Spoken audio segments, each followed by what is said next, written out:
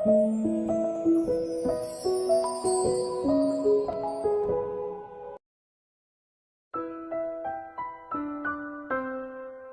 61, Aku akan selalu berada di sisimu. Tak lama kemudian, ada 9 orang yang berpakaian formal naik ke atas panggung. Di antaranya, ada miliarder serta berbagai pimpinan dari kota Neo. Saat ini, 9 orang itu terlihat sedang tersenyum dan suasana hati mereka juga sangat senang. Di kota Neo ada banyak orang-orang hebat, tapi hanya mereka bersembilan yang menerima undangan dari Maple Rain Real Estate. Hal ini benar-benar merupakan sebuah kehormatan yang besar. Bahkan beberapa orang yang bertanggung jawab atas acara itu juga terlihat sangat senang. Mereka sama sekali tidak menghindari tatapan orang di sekitar serta berhubungan langsung dengan Maple Rain Real Estate. Maple Rain Real Estate sangat loyal. Begitu datang mereka langsung membeli seluruh zona pengembangan di kota Arteria yang akan membangkitkan perekonomian kota Neo secara signifikan. Selain itu, begitu zona pengembangan dibangun, pasti akan mengatasi masalah pengangguran di kota Neo. Intinya, menetapnya Maple Rain Real Estate di kota Neo merupakan sebuah hal yang sangat baik bagi para pimpinan ini. Di sisi lain, juga akan menghasilkan banyak kinerja untuk mereka. Oleh karena itu, sikap mereka terhadap Maple Rain Real Estate sangat baik. Selanjutnya, kita persilakan mitra kerja sama Maple Rain Real Estate, Mona Angel selaku manajer umum grup Kusuma untuk menggunting pita. Wanita cantik berkaki panjang tersenyum, kemudian dia menyebutkan satu nama lagi. Semua orang langsung tertegun, tapi setelah itu mereka langsung sadar. Sebagai penanggung jawab kerjasama, tidak heran bila saat ini Angel naik ke atas panggung. Namun, Bobby sebagai CEO dari grup Kusuma malah diabaikan begitu saja. Hal ini membuat orang merasa aneh. Bobby duduk di tempatnya dengan ekspresi masam. Sesuai dugaan, banyak orang di sekeliling yang menatapnya dengan sinis. Bisa-bisanya seorang CEO lebih tidak terpandang dari seorang manajer umum. CEO ini benar-benar memalukan. Wajah Angel terlihat sangat senang, pada saat yang bersamaan juga merasa sangat gugup. Bagaimana juga, di tempat ini ada puluhan ribu orang, di atas panggung juga ada begitu banyak orang hebat, tidak mungkin tidak merasa gugup. Jangan takut, ada aku. Valentino tiba-tiba mengulurkan tangan menggenggam tangan Angel. Angel menatap Valentino dengan heran, lalu buru-buru menarik kembali tangannya yang putih itu. Bagaimana juga, di sini ada banyak orang. Kamu juga tidak dapat naik dan menemani di sisiku, kata Angel dengan kesal. Setelah itu, Angel segera meninggalkan tempat duduk dan menuju ke atas panggung. Valentino tersenyum dengan penuh makna. Seketika, tatapan semua orang langsung tertuju pada Angel. Puluhan ribu pasang mata menatap Angel dengan hormat.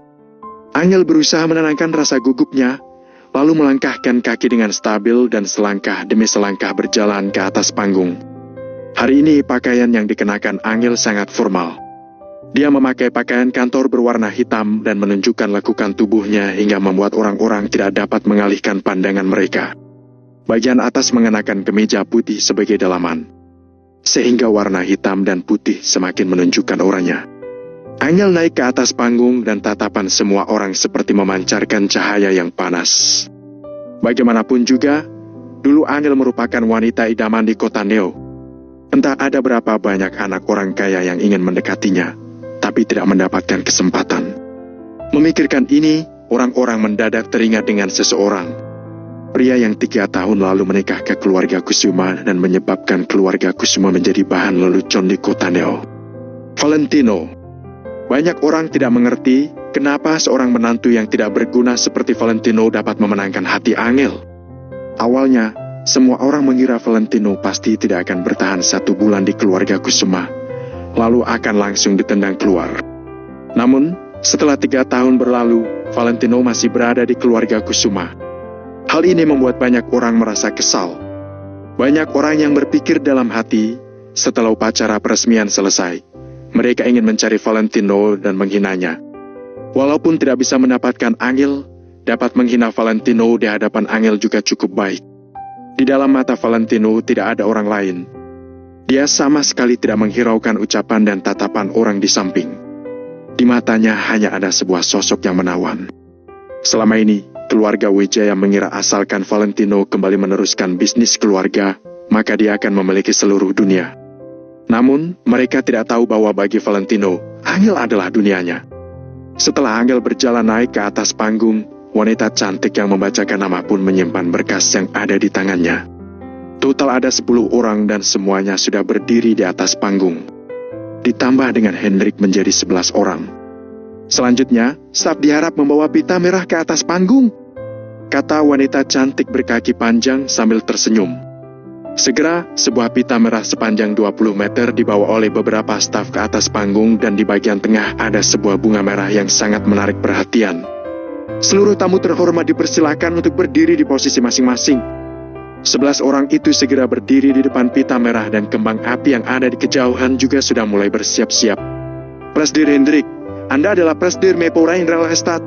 Seharusnya Anda berdiri di paling tengah, ucap seorang pimpinan sambil tersenyum. Orang lainnya juga bicara begitu. Semua orang tahu kalau di acara seperti ini, orang yang berdiri di bagian paling tengah artinya posisinya semakin tinggi. Posisi paling tengah bagaikan posisi kaisar. Posisi itu adalah posisi yang paling memukau. Semua orang yang ada di sekeliling akan terlihat sangat sederhana dan mengelilingi orang yang ada di tengah. Sebagai perusahaan terkemuka di kota Neo, Maplewood Real Estate mendapatkan banyak dukungan dari pihak atas serta dukungan besar dari keluarga Wijaya yang berasal dari kota Miracle. Identitas Hendrik pasti tidak hanya sebatas direktur eksekutif perusahaan biasa. Oleh karena itu, posisi paling tengah yang berhadapan langsung dengan bunga merah seharusnya ditempati oleh Hendrik. Namun, Hendrik malah menggelengkan kepala. "Aku tidak berani berdiri di posisi itu," kata Hendrik dengan pelan. Beberapa orang yang ada di sampingnya langsung tertegun. Apa yang sedang Hendrik katakan? Dia tidak berani berdiri di posisi itu. Bahkan dia juga tidak berani berdiri di posisi itu. Jadi siapa yang berani? Apakah Hendrik bermaksud untuk menyerahkan posisi itu pada salah satu pimpinan di antara mereka? Berpikir sampai di sini, orang-orang yang bertanggung jawab atas acara ini segera mengangkat kepala dan membusungkan dada. Dalam hati, mereka berpikir kalau Hendrik benar-benar pintar membina hubungan. Akan tetapi, Hendrik sama sekali tidak menghiraukan mereka. Dia langsung melewati orang-orang dan datang ke hadapan Angel. "Nona Angel, silakan Anda berdiri di sebelah kiri." Hendrik menjulurkan tangan untuk menunjuk ke bagian kiri bunga merah. Semua orang terheran. Apa maksud Hendrik? Bukankah Angel dapat ikut naik ke atas panggung karena dia adalah penanggung jawab mitra kerjasama? Kenapa dia bisa berdiri di sebelah kiri posisi paling tengah itu? Awalnya, 9 orang yang ada di atas panggung sangat meremehkan Angel. Bagaimanapun juga, mereka semua mendapatkan undangan. Sedangkan Angel, dia dapat naik ke atas panggung hanya karena dia merupakan mitra kerja sama Maplewood Real Estate. Apakah tidak melihat Bobby, CEO Grup Kusuma yang saat ini masih duduk di bawah panggung?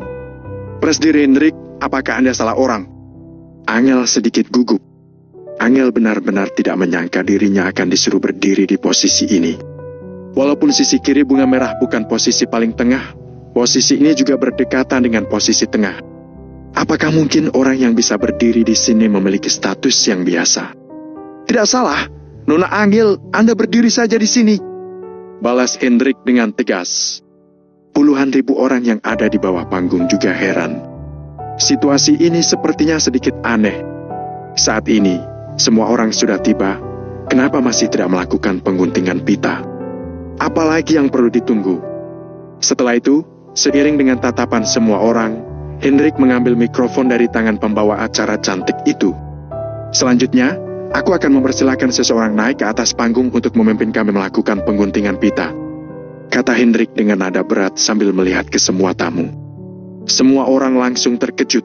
Bab 62 mengejutkan semua orang. Hendrik harahap siapa? Dia adalah direktur eksekutif Maplewood Real Estate, juga orang berstatus tinggi yang bertanggung jawab atas Maplewood Real Estate. Betapa mulianya identitas orang yang bisa mendapatkan undangan dari Hendrik secara pribadi. Hendrik juga mengatakan bahwa ingin tamu misterius terhormat ini yang akan memimpin semua orang untuk menggunting pita di atas panggung. Memimpin? Bukankah itu berarti identitas tamu misterius terhormat ini lebih terhormat dibandingkan 11 orang di atas panggung? "Ayah, kenapa aku merasa jangan-jangan orang yang dimaksud Pak Hendrik itu adalah Valentino?" Robert tiba-tiba mendapatkan ilham dan akhirnya menjadi pintar pada pertama kalinya. Robert masih ingat, staf di depan pintu pernah mengatakan totalnya ada 10 kartu undangan. Sekarang ada 10 orang yang berdiri di atas panggung selain Hendrik. Angel tidak memiliki kartu undangan, maka saat ini orang yang telah diundang naik ke atas panggung sudah ada 9 orang.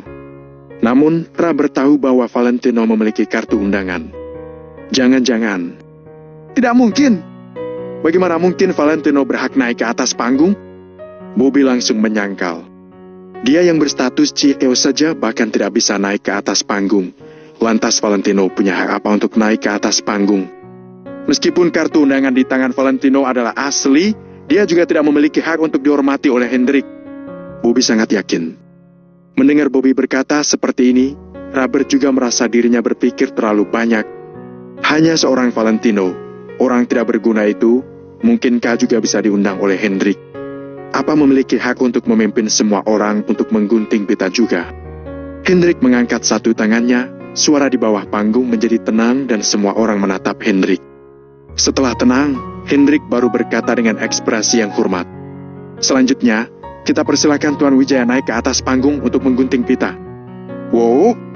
Semua orang menjadi heboh. Siapa Tuan Wijaya itu? Siapa dia? Semua orang melirik ke sekitar dan ingin melihat siapa Tuan Wijaya yang misterius ini. Bahkan Angel dan yang lainnya juga melihat ke bawah panggung untuk melihat siapa Tuan Wijaya yang misterius itu. Siapa dia? Beberapa saat kemudian, seseorang berdiri dengan perlahan di bawah panggung. Begitu orang ini berdiri, mata semua orang tertuju ke arahnya.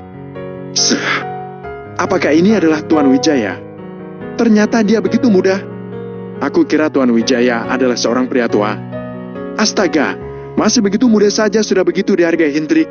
Dia pasti memiliki masa depan yang cemerlang. Menghadapi tatapan semua orang, Valentino merapikan kerah bajunya dengan tenang. Lalu dia berjalan ke atas panggung. Robert tiba-tiba membelalak matanya sambil berteriak dengan kaget. Ayah! Itu adalah Valentino. Bisa-bisanya Valentino berdiri. Tidak hanya Robert, Nyonya Besar Kusuma, Bobby serta semua anggota keluarga Kusuma juga kaget. Bahkan Mary dan David juga membelalak matanya, lalu menatap Valentino dengan sulit dipercaya. Apa yang ingin dilakukan Valentino? Jangan-jangan Valentino mengira dia bermarga Wijaya, maka yang dipanggil Hendrik itu adalah dirinya. Angel tercengang dalam seketika, kemudian segera mengedipkan mata terhadap Valentino untuk mengisyaratkannya segera kembali ke tempatnya. Jangan berbuat onar. Hendrik memang memanggil Tuan Wijaya.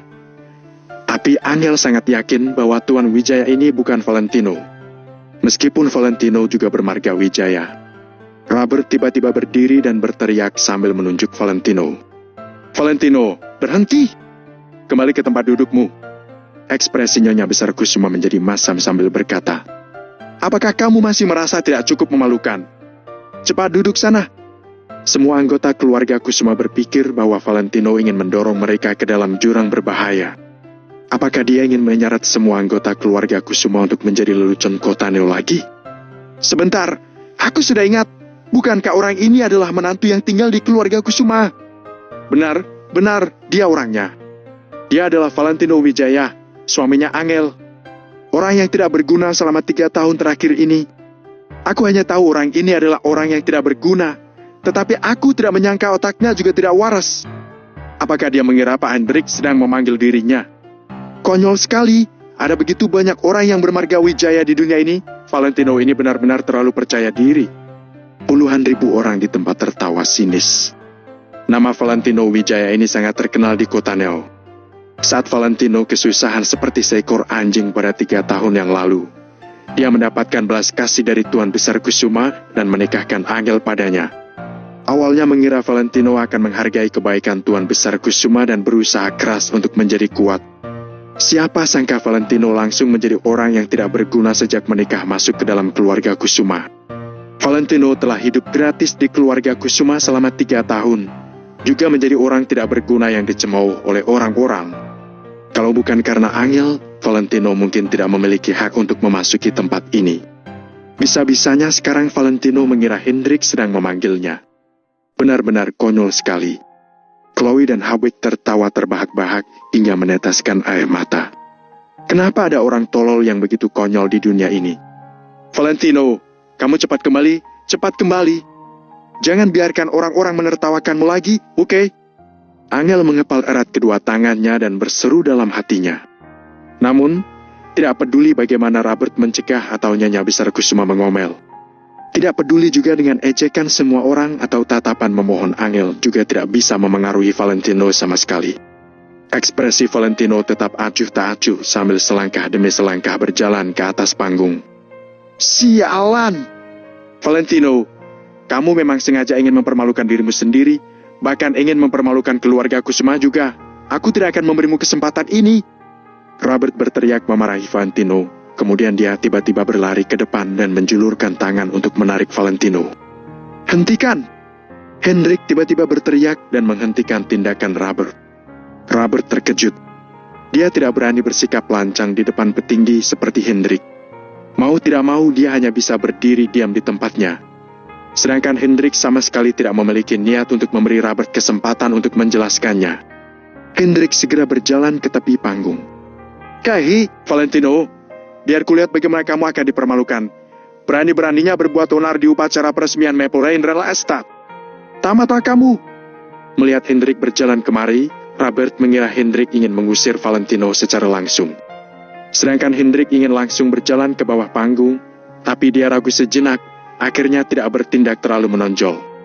Hendrik berdiri di tepi panggung sambil memanggil Valentino dengan hormat. Tuan Wijaya, silakan naik ke atas panggung. Apa? Robert tercengang dan suara tawa orang lain pun terhenti. Tuan Valentino, silakan naik ke atas panggung untuk menggunting pita dengan kami. Suara Hendrik terdengar lagi. Kali ini, semua orang mendengar dengan jelas. Seluruh tempat itu menjadi hening. Seluruh tempat perjamuan menjadi hening dan sunyi dalam seketika. Bagaikan kuburan di tengah malam yang sangat sunyi. Meskipun sebuah jarum jatuh ke lantai juga bisa terdengar jelas. Suara tawa sinis, tatapan hina dan ekspresi gembira langsung berhenti dalam seketika. Seperti ruang dansa yang sangat ribut tiba-tiba dihentikan. Semua hinaan, sindiran dan perasaan gembira telah menghilang semua. Hanya tersisa rasa terkejut dan rasa sulit dipercaya. Hendrik benar-benar sedang mengundang Valentino. Robert tercengang, ekspresi Nyonya Besar Kusuma sangat terkejut. Tatapan Mary juga menjadi tercengang dan Bobby juga kaget. Chloe dan Howard yang tertawa terbahak-bahak pun berhenti tertawa dalam seketika dan menatap Valentino dengan mulut ternganga. Yang paling terkejut adalah Angel. Sepasang mata cantiknya dipenuhi rasa ragu, kaget, sulit dipercaya dan terkejut. Bab 63, kamu tidak berhak mengetahui identitasnya.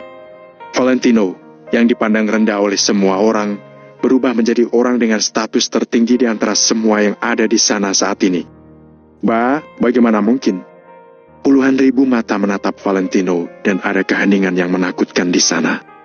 Valentino tidak peduli. Dia mengangguk pada Hendrik dan langsung naik ke atas panggung, kemudian menuju ke tengah panggung. Tempat paling sentral itu mewakili posisi orang dengan status tertinggi. Ternyata tempat itu milik Valentino. Semua orang terkejut lagi. Maaf, aku terlambat, kata Valentino dengan lembut sambil menjabat tangan Angel. Kali ini, Angel tidak menolak dipegang Valentino atau mungkin dia lupa untuk menolak. Ternyata Valentino tidak membohongi dirinya. Hari itu, Angel sama sekali tidak percaya dan bahkan bertaruh dengan Valentino saat dia mengatakan bahwa dia diundang ke panggung untuk menggunting pita. Akan tetapi pada saat ini, adegan seperti mimpi ini muncul begitu saja di depan matanya. Angel tercengang menatap ke arah Valentino. Dia tahu ini bukan mimpi setelah merasakan suhu di telapak tangan Valentino. Pada saat ini, Valentino tampaknya menjadi sosok dengan status tertinggi dan paling memesona di antara semua orang yang ada di sana. Tidak terlambat, semua pemberianmu. Tidak ada yang terlambat. Angel pun menjawab tanpa berpikir panjang. Kalau begitu, Valentino berkata dengan senyum main-main. Kapan kamu akan memenuhi janji taruhan? Bagaimana kalau di sini saja? Wajah Angel langsung memerah dan dengan cepat menarik kembali telapak tangannya. Tentu saja dia tahu apa yang Valentino bicarakan. Saat itu, mereka berdua bertaruh kalau Valentino memenuhi hak untuk menggunting pita di atas panggung, maka Angel akan mencium Valentino. Akan tetapi, Angel berpikir kalau Valentino tidak akan bisa melakukannya, jadi Angel tidak menganggap serius. Namun, sekarang Angel kalah. Angel tersipu malu.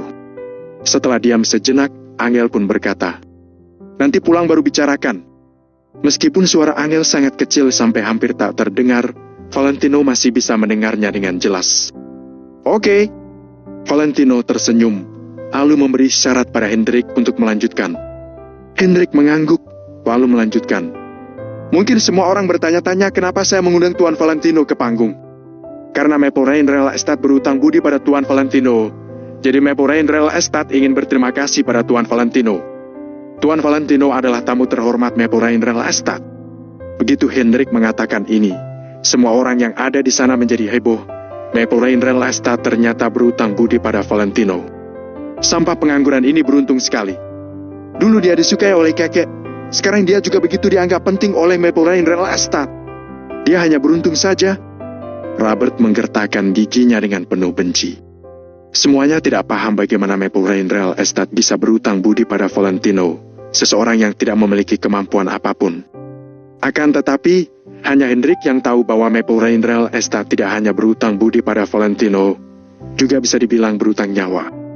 Karena Maple Rain Real Estate ini didirikan oleh Valentino. Kalau tidak ada Valentino, tidak akan ada Maple Rain Real Estate. Bukankah ini termasuk sebuah hutang budi?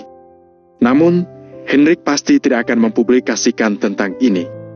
Pertama, Valentino tidak menyukai profil tinggi seperti itu. Kedua, ini juga permintaan keluarga Wijaya. Keluarga Wijaya berharap Valentino tidak bergantung pada latar belakang keluarga Wijaya dan bisa menggunakan kekuatannya sendiri untuk merintis karier. Hal ini adalah ujian keluarga Wijaya untuk Valentino. Jika Hendrik berani melanggar perintah ini, hukumannya tidak akan berat, tapi akan menjadi masalah besar kalau melibatkan Valentino. Semakin Robert memikirkannya, dia semakin tidak senang, karena itu dia tiba-tiba berdiri. "Pak Hendrik, aku ingin bertanya, sebenarnya Valentino ini siapa?" Robert menggertakkan giginya. "Sebenarnya, siapa dia?" Begitu kata-kata ini diucapkan, mata semua orang yang ada di sana beralih ke Hendrik. Mereka semua ingin mendengar bagaimana Hendrik akan menjawab. Di mata mereka, Valentino yang dulu adalah sampah yang tak berguna. Sekarang, identitas Valentino sangat misterius. Mungkin bukan hanya sekedar orang berjasa terhadap Maple Rain Real Estate. Karena mereka benar-benar tidak mengerti bagaimana Maple Rain Real Estate bisa berutang budi pada seseorang seperti Valentino yang tidak memiliki latar belakang dan koneksi apapun. Hendrik tersenyum menghadapi tatapan penuh penantian dari para hadirin. Kemudian dia menatap Robert sambil berkata kata demi kata, "Kamu tidak berhak tahu identitasnya." Dalam sekejap, wajah Robert menjadi sangat merah. Dia tidak punya nyali untuk melawan Hendrik, jadi dia duduk kembali dengan enggan. Sedangkan orang lain menjadi lebih penasaran ketika mendengar jawaban Hendrik. Sebenarnya apa identitas Valentino ini? Namun, tidak ada yang bisa menjawab pertanyaan ini. Wanita cantik berkaki panjang mengambil mikrofon sambil berkata dengan senyum manis, "Upacara pengguntingan pita dimulai sekarang. Bam, bam, bam, bam." Puluhan hingga ratusan konfeti ditembakkan secara bersamaan, semuanya menembak ke arah langit. Pita yang tak terhitung jumlahnya berkibar tertiup angin dan potongan kertas berwarna-warni yang amat banyak berterbangan. Kratak-kratak-kratak. Pada saat yang sama, 100.000 petasan renteng juga dinyalakan, membuat suara yang sangat kencang. Suasana di sana menjadi hidup dan meriah. Dalam situasi petasan yang menggelegar dan ditonton oleh banyak orang ini, Valentino berdiri di tengah, Angel serta Hendrik berdiri di kiri dan kanannya. Mereka memotong pita merah yang panjangnya puluhan meter bersama-sama. Setelah upacara pembukaan selesai, Hendrik, Valentino serta 9 tokoh berkuasa di kota Neo meninggalkan tempat tersebut terlebih dulu. Valentino tahu bahwa Hendrik ingin menyuruh dirinya berkenalan dengan orang-orang ini, jadi nanti akan lebih mudah mengerjakan segalanya. Hal seperti ini tidak dapat ditolak. Awalnya Valentino ingin mengajak Angel bersamanya, tapi Angel masih ada urusan. Jadi Valentino pergi sendirian dengan Hendrik. Di malam hari, Valentino dan Hendrik mengantar 9 bos besar di kota Neo. "Valentino, nanti jika kamu ada urusan di kota Neo, jangan ragu untuk menelponku. Teman Pak Hendrik berarti temanku juga." "Betul, tidak peduli apakah itu bisnis atau hal lainnya. Selama di kota Neo, katakan saja jika ada masalah." Mereka sangat puas malam ini. Hendrik membuat mereka sangat nyaman. Saat ini, mereka semua sangat bersenang-senang, juga mendekatkan diri pada Valentino. Valentino tersenyum ringan, memanggil mobil untuk mereka serta mengantar mereka pulang. Kota Neo ini bukanlah akhir dari perjalanan Valentino, tapi sebelum itu, tetap harus berhubungan dengan orang-orang yang harus dihubungi. Setelah mengantar mereka, Valentino kembali ke Hotel Four Seasons. Di lantai atas hotel, Valentino berdiri di dekat atap dan bersandar di pagar. Hendrik menenami di belakangnya. Hotel Four Seasons mungkin bukan hotel dengan bintang 5 di kota Neo, tapi ketinggian bangunan ini tidak tertandingi oleh hotel lain. Bangunan hotel ratusan meter ini cukup untuk melihat seluruh kota Neo. Dari sudut pandang Valentino, dia dapat melihat seluruh pemandangan kota Neo yang ramai. Lampu-lampu terang di kejauhan dan lampu neon yang sangat terang. Valentino seperti seorang kaisar yang menghadap ke pegunungan, kedua tangannya memegang pagar, tubuhnya sedikit condong ke depan dan mengagumi malam dalam diam. Hendrik memandang Valentino dari belakang dengan perasaan campur aduk di hatinya. Tidak diragukan lagi, kalau identitas asli Valentino terungkap, semua orang di kota Neo yang bertemu dengannya pasti akan memanggil Tuan Muda Valentino. Namun, keluarga Wijaya tidak akan melakukan ini karena anak terlantar pada akhirnya tetaplah anak terlantar.